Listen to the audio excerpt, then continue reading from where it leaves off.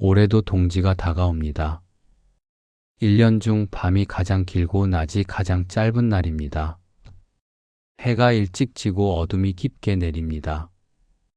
추위가 뼛속까지 파고듭니다. 만물이 얼어붙고 생명이 숨죽이는 때입니다. 옛사람들은 이날을 두려워했습니다. 어둠이 빛을 삼켜버릴까 걱정했습니다. 악귀가 기승을 부릴까 염려했습니다. 그래서 팥죽을 쓰고 귀신을 쫓았습니다. 대문에 팥죽을 뿌려 액을 막았습니다.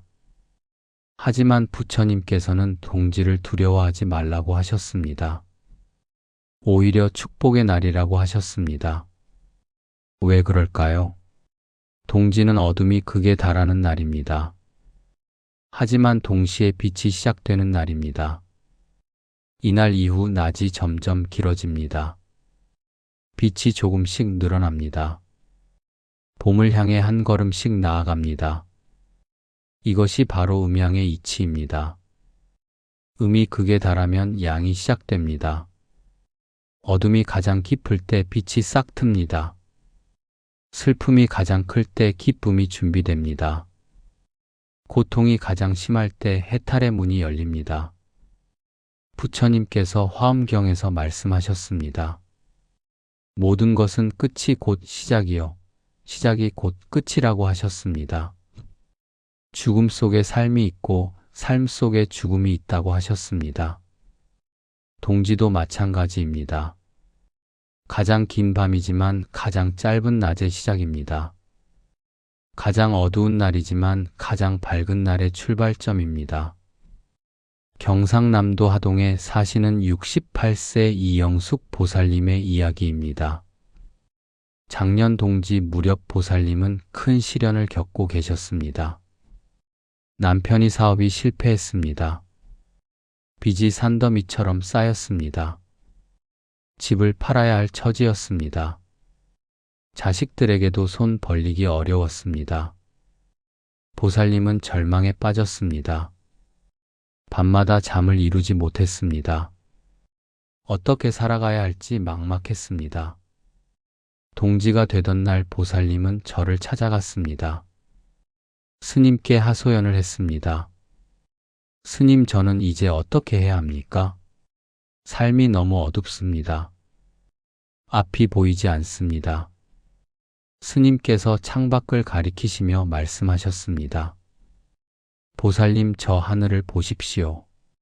오늘이 1년 중 가장 긴 밤입니다. 어둠이 가장 깊은 날입니다. 하지만 내일부터는 빛이 돌아옵니다. 낮이 점점 길어집니다. 보살님의 삶도 지금이 가장 어두운 밤입니다. 하지만 이제부터 빛이 돌아올 것입니다. 동지가 지나면 반드시 봄이 옵니다. 보살님도 반드시 다시 일어설 것입니다. 그러기 위해 오늘 3가지 일을 하십시오. 그러면 새해에는 반드시 좋은 일이 생길 것입니다. 보살님은 스님의 말씀대로 3가지 일을 했습니다. 그리고 신기한 일이 일어났습니다. 새해 들어 남편이 새로운 일자리를 찾았습니다. 멀리 떨어져 살던 아들이 돈을 보내왔습니다. 작은 일이지만 희망이 생겼습니다. 조금씩 빚을 갚기 시작했습니다. 1년이 지난 지금 보살님 가정은 완전히 회복되었습니다. 집도 지켰고 빚도 다 갚았습니다. 보살님은 말씀하십니다. 작년 동지의 스님 말씀대로 했기에 살아났다고. 동지의 3가지 실천이 운명을 바꿨다고.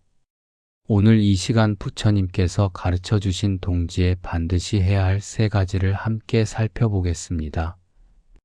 이것을 실천하는 순간 여러분의 새해도 밝아질 것입니다.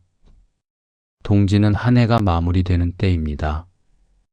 양력으로는 12월이지만 음력으로는 동지가 진짜 한 해의 끝입니다. 옛사람들은 동지를 작은 설이라고 불렀습니다. 한 해를 보내고 새해를 맞는 날이었습니다. 그렇기에 동지 전에 반드시 해야 할 일이 있습니다. 바로 한 해 동안 지은 업장을 소멸하는 것입니다. 업장이란 무엇입니까? 우리가 1년 동안 짓는 모든 잘못입니다. 말로 지은 죄, 행동으로 지은 죄, 생각으로 지은 죄. 이 모든 것이 업장으로 쌓입니다. 부처님께서 법구경에서 말씀하셨습니다. 지은 업은 소멸되지 않고 반드시 과보를 맞이한다고 하셨습니다. 백천만 겁이 지나도 업은 사라지지 않는다고 하셨습니다. 그렇다면 우리는 어떻게 해야 합니까? 평생 업을 짓고 그 과보를 받으며 고통받아야 합니까? 아닙니다. 부처님께서 방법을 알려주셨습니다. 바로 참회입니다. 진심으로 참회하면 업장이 소멸됩니다. 관보현보살행 법경에 이런 구절이 있습니다. 참회는 죄를 씻는 물이라고 하셨습니다. 더러운 옷을 빨면 깨끗해지듯 참회하면 업장이 씻긴다고 하셨습니다. 특히 동지는 참회의 최적기입니다. 왜냐하면 음의 기운이 극에 달하는 날이기 때문입니다. 어둠이 가장 깊을 때 어둠을 몰아내기 가장 좋습니다. 업장도 마찬가지입니다. 한 해의 끝에서 한꺼번에 씻어내는 것입니다. 그러면 새해에는 깨끗한 마음으로 출발할 수 있습니다. 부처님께서 말씀하셨습니다. 참회에는 두 가지가 있다고 하셨습니다. 작은 참회와 큰 참회입니다. 작은 참회는 입으로만 하는 것입니다. 잘못했다고 말만 하는 것입니다. 이것은 효과가 적습니다. 큰 참회는 온몸과 마음으로 하는 것입니다. 진심으로 뉘우치고 절을 올리며 다시는 짓지 않겠다고 다짐하는 것입니다. 이것이 진짜 참회입니다. 동지 전에 반드시 큰 참회를 하십시오. 절에 가서 부처님 앞에 108배를 올리십시오. 한 번 절할 때마다 한 가지 죄를 참회하십시오. 첫 번째 절을 올리며 말하십시오. 나무석가모니불 제가 올해 말로 지은 모든 죄를 참회합니다. 험담했던 것, 거짓말했던 것, 나쁜 말 했던 것 모두 참회합니다. 두 번째 절을 올리며 말하십시오. 나무석가모니불 제가 올해 행동으로 지은 모든 죄를 참회합니다. 화를 냈던 것, 다툰 것, 욕심 부렸던 것 모두 참회합니다. 세 번째 절을 올리며 말하십시오. 나무석가모니불 제가 올해 마음으로 지은 모든 죄를 참회합니다. 미워했던 것, 질투했던 것, 나쁜 생각했던 것 모두 참회합니다. 이렇게 108번을 절하십시오. 땀이 흐르고 숨이 가빠도 정성껏 절을 올리십시오. 무릎이 아프고 다리가 떨려도 계속하십시오. 그 고통이 바로 업장을 태우는 불입니다. 그 땀이 바로 죄를 씻는 물입니다. 108배를 마치고 나면 놀라운 일이 일어납니다. 몸은 피곤하지만 마음은 가볍습니다. 가슴에 쌓였던 짐이 내려갑니다. 얼굴이 밝아집니다. 눈빛이 맑아집니다. 이것이 바로 업장 소멸의 징조입니다. 화엄경에 이런 구절이 있습니다. 참회의 공덕은 헤아릴 수 없다고 하셨습니다. 한 번의 진심 어린 참회가 100,000겁의 복을 낳는다고 하셨습니다. 108배는 불교 수행의 기본입니다. 왜 108번일까요? 108은 우리의 번뇌 숫자입니다. 육군 6가지 감각기관이 있습니다. 눈, 귀, 코, 혀, 몸 뜻입니다. 육진 6가지 대상이 있습니다. 색, 성, 향, 미, 촉법입니다. 육식 6가지 의식이 있습니다. 안식, 이식, 비식, 설식, 신식, 의식입니다. 이 6 곱하기 3은 18입니다.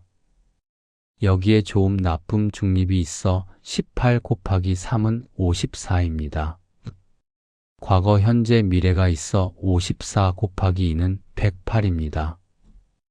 이것이 108번뇌입니다. 그렇기에 108번 절하는 것은 108가지 번뇌를 하나씩 태우는 것입니다. 어떻게 108배를 올려야 할까요? 먼저 절에 가십시오. 대웅전 부처님 앞이 가장 좋습니다. 만약 절에 가기 어려우면 집에서 해도 됩니다. 부처님 사진이나 불상 앞에서 하십시오. 깨끗한 옷으로 갈아입으십시오. 손을 씻고 마음을 가다듬으십시오. 향을 피우고 촛불을 켜십시오. 그리고 삼귀의를 하십시오. 나무 부처님께 귀의합니다. 나무 가르침에 귀의합니다. 나무 스님들께 귀의합니다. 이제 108배를 시작합니다. 첫 번째 절부터 10번째 절까지는 부모님께 올립니다. 나무석 가모니불 부모님 은혜에 감사드립니다. 부모님께 불효했던 모든 죄를 참회합니다. 11번째 절부터 20번째 절까지는 스승님께 올립니다.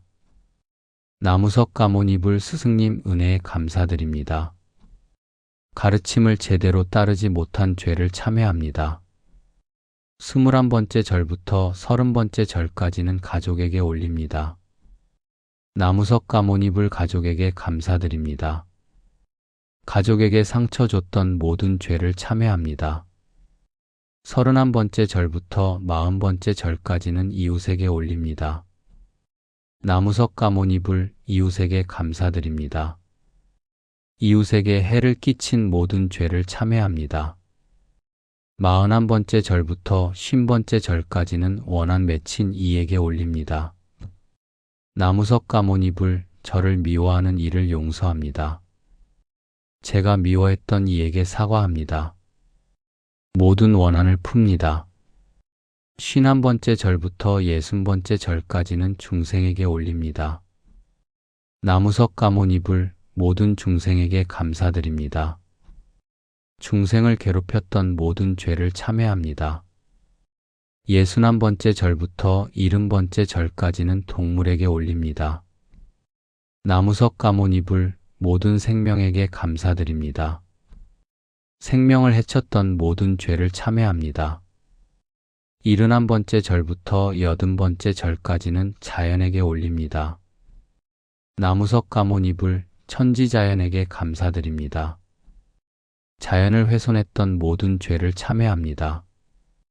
81번째 절부터 90번째 절까지는 조상님께 올립니다. 나무석 가모니불 조상님 은혜에 감사드립니다. 조상님을 잊고 산 죄를 참회합니다. 91번째 절부터 100번째 절까지는 나 자신에게 올립니다. 나무석 가모니불 내 몸에 감사드립니다. 내 몸을 함부로 대한 죄를 참회합니다. 101번째 절부터 108번째 절까지는 부처님께 올립니다. 나무석 가모니불 부처님 은혜에 감사드립니다. 부처님 가르침을 제대로 따르지 못한 모든 죄를 참회합니다. 다시는 악업을 짓지 않겠습니다. 선업만을 쌓겠습니다. 모든 중생이 행복하기를 발언합니다. 이렇게 108배를 마치면 엄청난 공덕이 쌓입니다. 한 해 동안 쌓인 업장이 타서 재가 됩니다. 가슴이 뻥 뚫립니다. 새해를 맞을 준비가 됩니다. 동지 전에 두 번째로 해야 할 일은 집안 정화입니다. 우리가 1년 동안 사는 집에는 온갖 기운이 쌓입니다.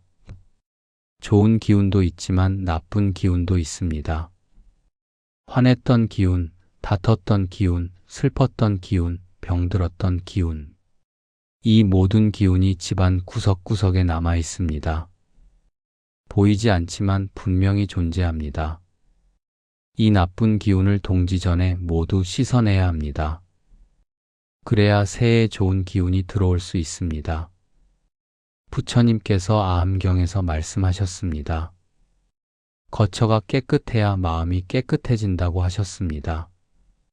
더러운 곳에서는 번뇌가 자라고 깨끗한 곳에서는 지혜가 자란다고 하셨습니다. 옛날 부처님 제자 중에 주리반특이라는 스님이 계셨습니다. 이 스님은 머리가 둔했습니다. 경전을 외우지 못했습니다. 개송 하나 외우는데 몇 달이 걸렸습니다. 다른 제자들은 주리반특을 무시했습니다. 바보 스님이라고 놀렸습니다. 주리반특은 좌절했습니다. 나는 스님이 될 자격이 없다고 생각했습니다. 저를 떠나려고 했습니다. 부처님께서 주리반특을 부르셨습니다. 너는 경전을 외우지 못해도 괜찮다. 대신 매일 절마당을 쓸고 닦아라. 빗자루질을 하며 두 마디만 외워라. 먼지를 털고 때를 씻는다. 이것만 매일 반복해라. 주리반특은 부처님 말씀대로 했습니다. 매일 아침 일찍 일어나 절마당을 쓸었습니다. 빗자루질을 하며 외웠습니다. 먼지를 털고 때를 씻는다. 먼지를 털고 때를 씻는다. 처음에는 의미를 몰랐습니다. 그냥 기계적으로 반복했습니다. 하지만 시간이 지나면서 깨달음이 왔습니다. 마당의 먼지를 털듯 마음의 먼지도 털어야 한다. 마당의 때를 씻듯 마음의 때도 씻어야 한다. 주리반특은 매일 청소하며 자신의 마음도 함께 닦았습니다. 욕심이라는 먼지를 털었습니다. 화라는 때를 씻었습니다.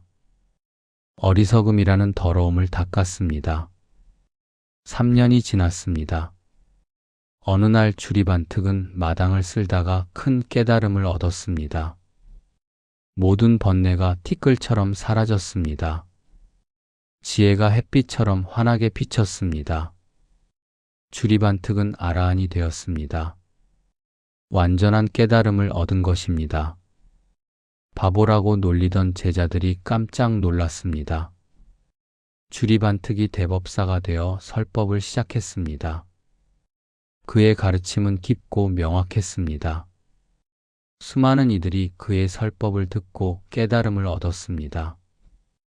부처님께서 말씀하셨습니다. 주리반특은 청소를 통해 깨달음을 얻었다. 바깥을 닦으며 안을 닦았다. 집을 깨끗이 하며 마음을 깨끗이 했다. 이것이 진짜 수행이다. 이 이야기는 우리에게 중요한 가르침을 줍니다. 청소는 단순한 청소가 아닙니다. 마음 수행입니다.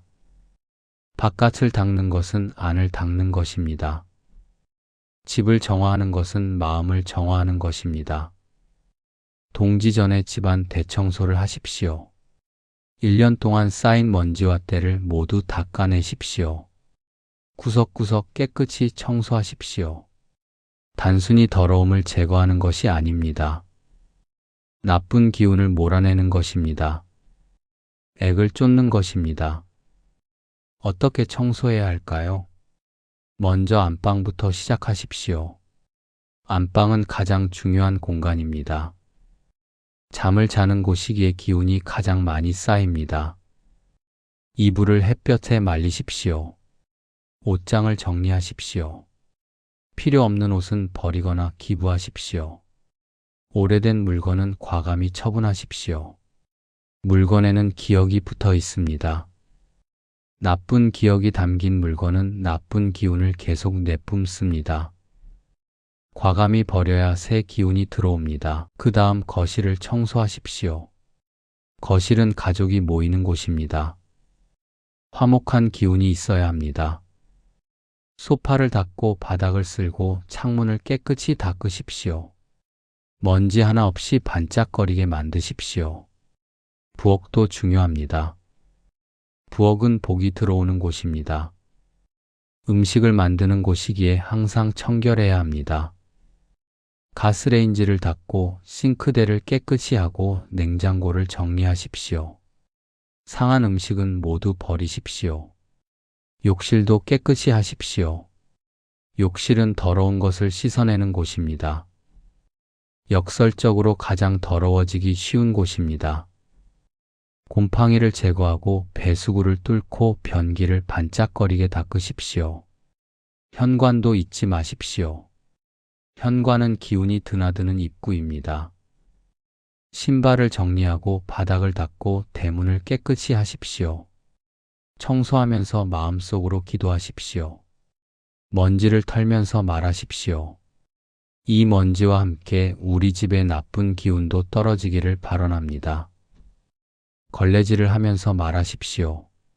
이 물과 함께 우리 집의 애군도 씻겨 나가기를 바라랍니다. 정리하면서 말하십시오. 이 물건과 함께 우리 집의 집착도 사라지기를 바라랍니다. 청소를 마친 후에는 반드시 소금물로 집안을 닦으십시오. 소금은 정화의 힘이 있습니다. 큰 대야에 물을 받고 굵은 소금 한 줌을 넣으십시오. 그 소금물에 수건을 적셔 집안 곳곳을 닦으십시오. 문틀, 창틀, 벽, 천장까지 닦으십시오. 닦으면서 나무와 미타불을 염송하십시오. 나무와 미타불, 나무와 미타불, 나무와 미타불.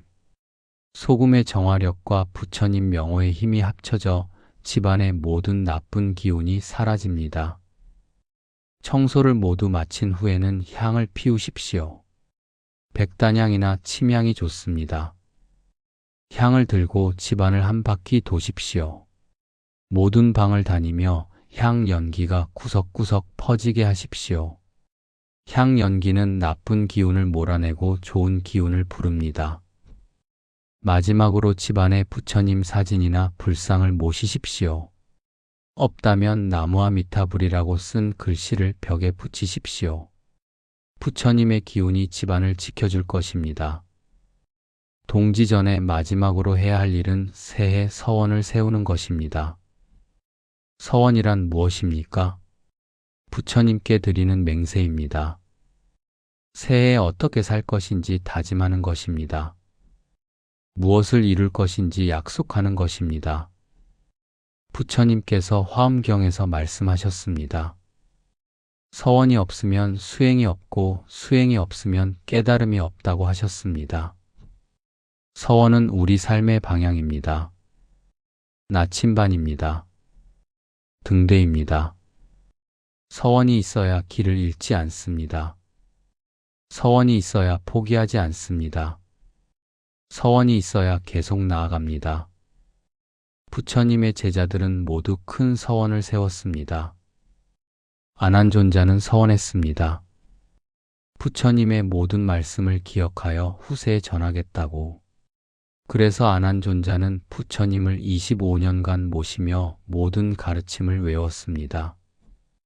부처님 열반 후 제자들이 경전을 결집할 때 아난존자가 모든 것을 기억해서 말했습니다.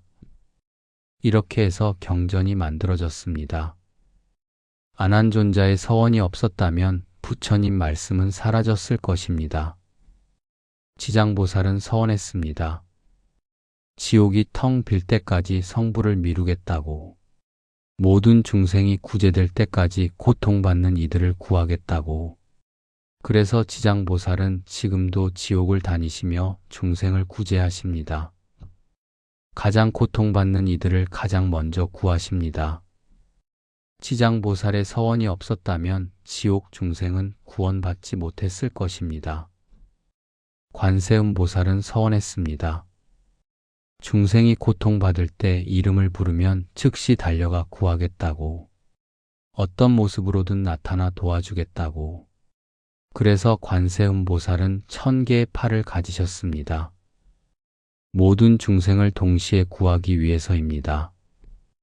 관세음보살의 서원이 없었다면 우리는 고통의 순간에 의지할 곳이 없었을 것입니다. 아미타불은 서원했습니다. 48가지 큰 서원을 세우셨습니다. 그중 가장 중요한 것은 내 이름을 부르는 자는 모두 극락세계에 태어나게 하겠다는 것입니다. 아미타불의 서원 덕분에 우리는 나무 아미타불만 염송해도 극락에 갈 수 있습니다. 아미타불의 서원이 없었다면 범부인 우리는 해탈할 방법이 없었을 것입니다. 석가모니 부처님도 전생에 보살이셨을 때 서원하셨습니다. 이 세상의 모든 중생이 깨달음을 얻도록 돕겠다고. 어떤 고난도 마다하지 않고 중생을 구제하겠다고. 그래서 부처님은 수많은 생을 거치며 온갖 고행을 하셨습니다. 목숨을 바쳐 중생을 구하셨습니다. 마침내 깨달음을 얻으신 후에도 45년간 쉬지 않고 가르침을 펼치셨습니다.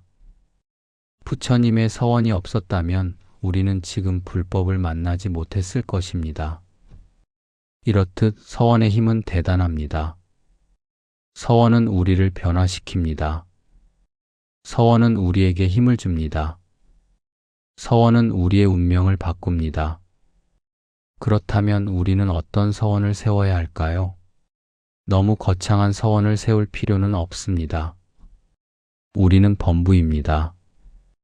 보살이나 부처님처럼 큰 서원을 세우기 어렵습니다. 대신 우리 삶에 맞는 작지만 확실한 서원을 세우십시오. 실천 가능한 서원을 세우십시오. 동지 전날 저녁 부처님 앞에 앉으십시오. 촛불을 켜고 향을 피우십시오. 두 손을 모으고 조용히 기도하십시오. 그리고 새해 서원을 아뢰십시오. 첫째 수행 서원을 세우십시오. 나무석 가모니불 새해에는 매일 수행하겠습니다.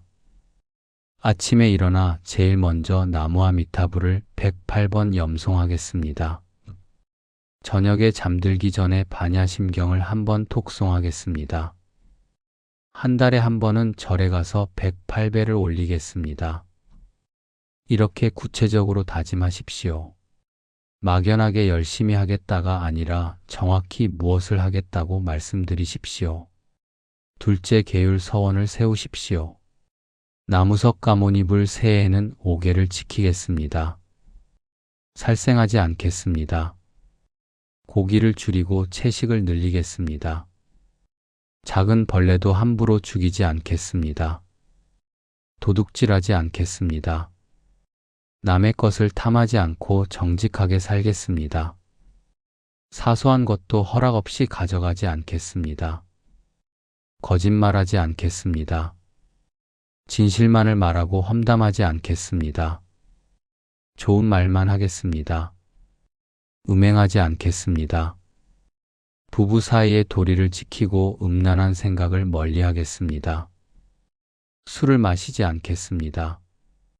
또는 과음하지 않겠습니다. 정신을 흐리게 하는 것을 멀리하겠습니다.